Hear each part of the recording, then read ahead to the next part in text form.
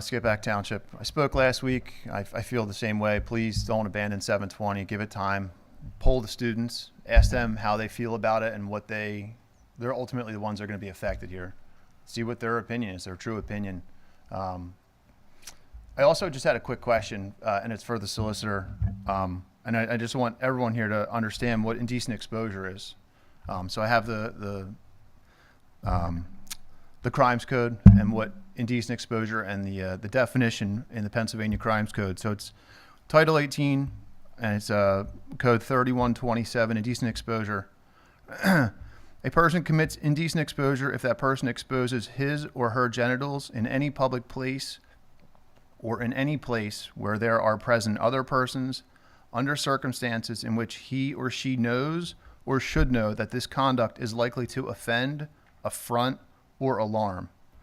And then the grading would be a person knows or should have known that any person present that are less than 16 years of age, an indecent exposure under subsection A is a misdemeanor of the first degree. Otherwise, indecent exposure under subsection A is a misdemeanor of the second degree. I'm assuming majority of our students are under 16, 18. So are we now going to be turning the transgender students into criminals if they're inside the restrooms exposing themselves? If a cisgender student observes their genitalia and is offended by it, and then they come to the school and say, hey, I have a problem here. I want to report a crime.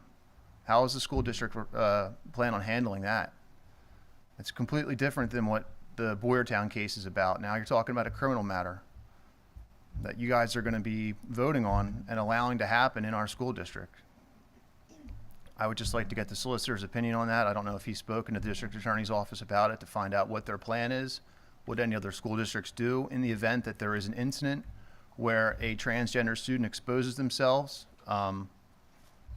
to a cisgender student and that student becomes offended by it. What is precedent? How do we handle that?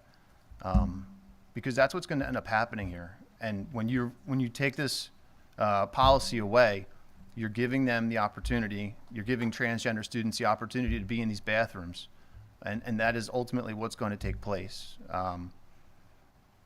And I hope it doesn't, but ultimately that's probably what the outcome is going to be. So are we prepared, and what's the school district's plan if that takes place and there's an accusation? Because right now there can't even be an accusation because you don't allow those students to go into the restrooms. I remember last year somebody made a comment about, do we need to make a rule that says you have to keep your clothes on and you can't run down the halls butt naked? No, because it's common sense. You can't do that.